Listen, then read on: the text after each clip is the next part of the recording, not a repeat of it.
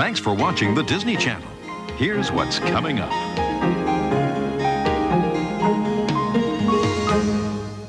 Dynamic, egotistical, sexist corporate VP has positions available for 3 motivated individuals. Executive assistant must work closely with VP. Mr. Hart.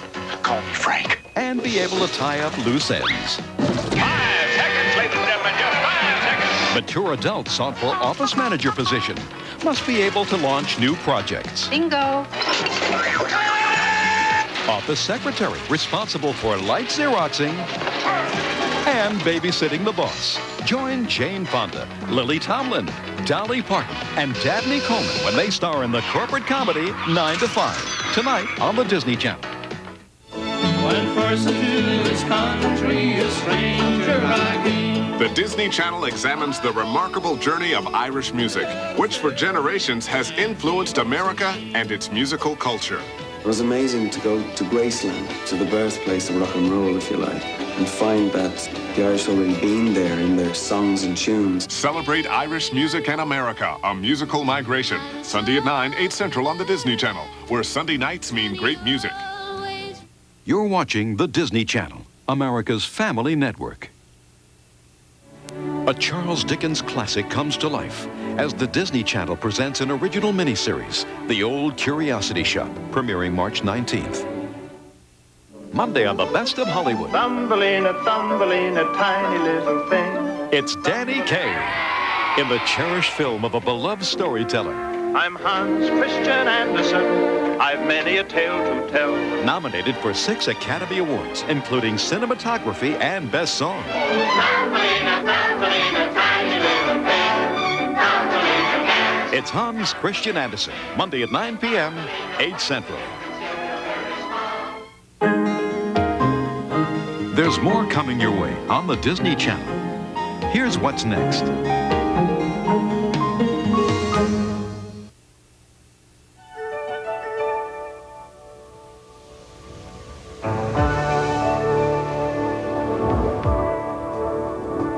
Enough has been written and said about Disneyland to fill a good-sized library.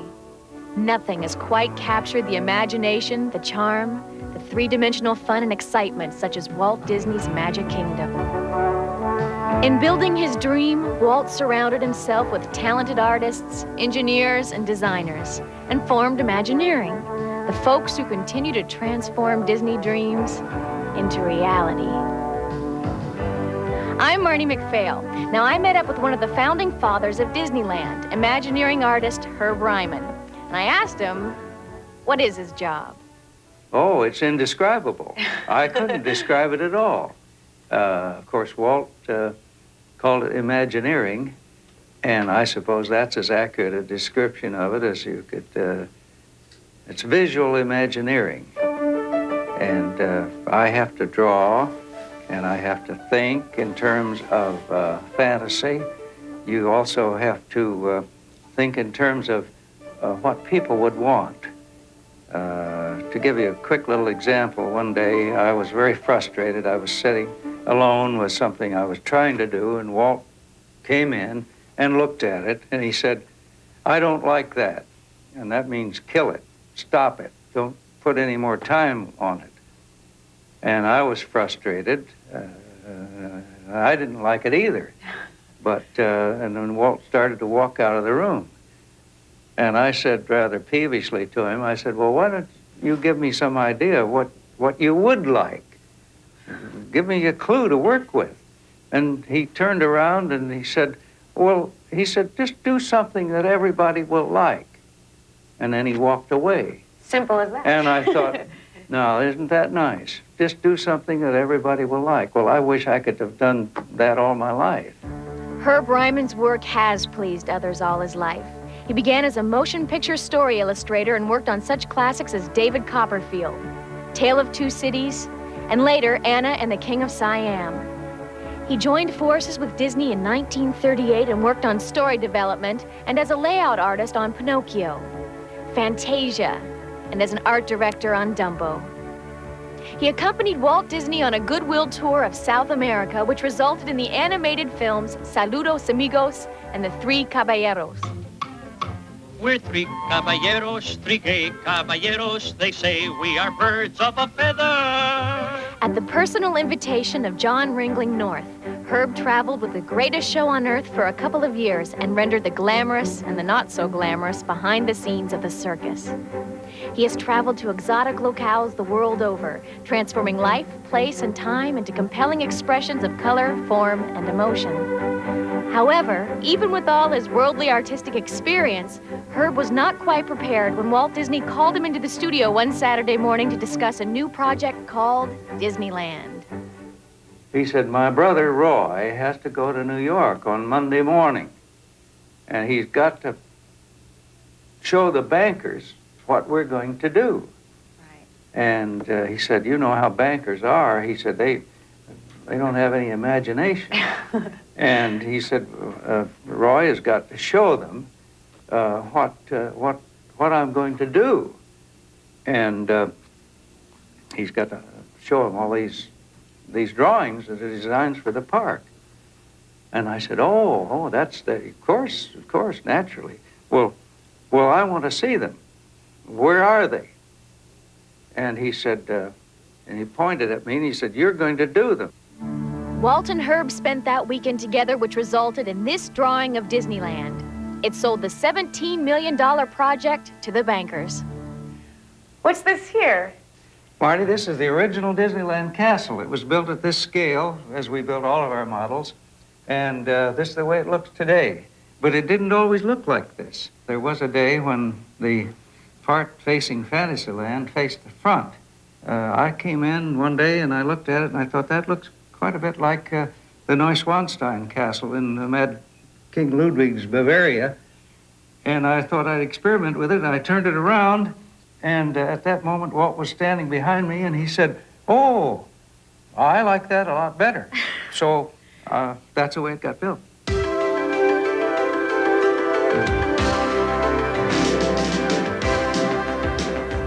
The castle in Florida was $17 million.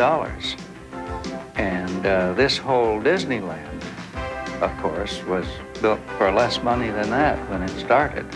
From artist rendering to scale model to construction and to the finished product, Disneyland opened exactly 1 year after the first shovel plowed into Anaheim soil. Everything was done with tremendous enthusiasm and excitement. We worked 7 days a week. We came in on Monday morning and we worked right straight through, usually all day Sunday too. And Walt was the conductor of this symphony orchestra. Because of deadlines during the initial design of Disneyland, Imagineering artists often had only a few hours to do their work before someone would snatch it from their easel. Many of the paintings that shape the look of the park are currently on display in the new Disney Art Gallery in Disneyland's New Orleans Square. The development of New Orleans Square as it is today came about through a rearrangement of the structure of the plan, meaning that we have a street coming in and you don't know where you're going to turn, and you turn, and then first thing you know, you're right back where you started again. Strangely enough, took about 2 years in its evolution. Herb was recently honored when his 1964 painting of New Orleans Square was selected as the first Disney artwork to travel to the U.S. Embassy in Paris as part of the Art and Embassies program.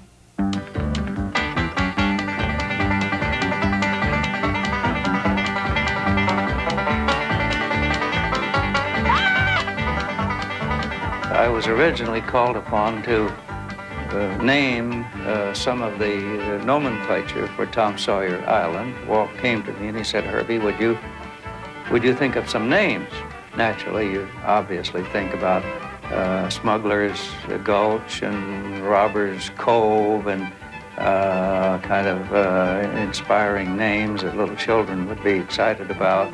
And then later one day, Bill Cottrell told me, he said he and Walt rode around on the Mark Twain, and Walt had this map in front of him where these names were allocated as according to my designation, and Walt said, well, why should we let Herbie name all these names on the island? He said, well, why why can't I name these? And Bill said, yes. He said, I think you could. And so Walt renamed all these names. What do those names on the Main Street windows mean? Well, the names on the Main Street windows are the people to whom Walt wished to give credit, people who helped him create Disneyland. For instance, there's a wonderful name up there, is my friend Ken Anderson. He sells bait and tackle. And of course, Ken is one of the great fly fishermen in America.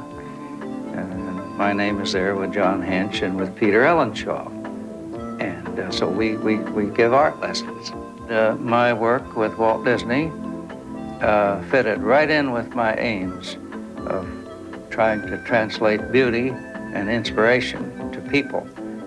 And there's more of an extensive mission that has been accomplished by the work I've done here for Disneyland and for Walt Disney than anything I could have done as a private artist, because I would have had a very limited audience. But here at Disneyland, it's a world audience.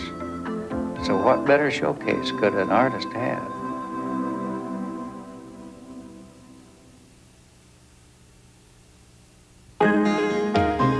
Thanks for watching the Disney Channel.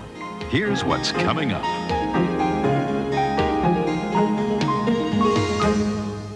Sunday nights mean music on the Disney Channel. When I fall in love,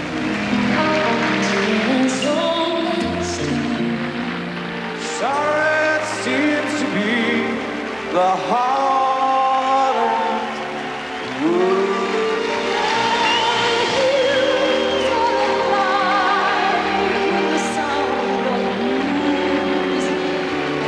You just call up my name. I find out now. Celebrate me, oh, give me a number. Sunday nights will never sound the same when the Disney Channel brings you an outstanding music special every week. Play me one more song. The brightest stars, their best songs. The biggest night in music is Sunday nights with Sunday Night Music, starting at 9 p.m. 8 Central, only on the Disney Channel. It was a time of great adventure, when fortunes were won and lost.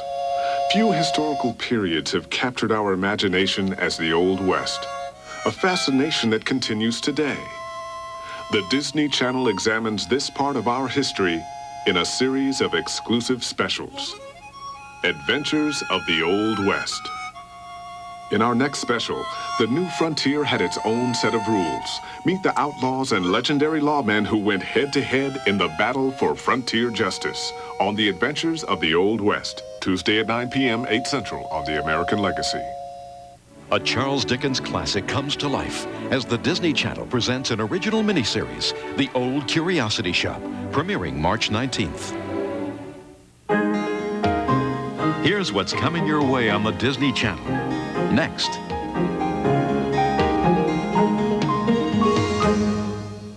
The following presentation has been closed captioned.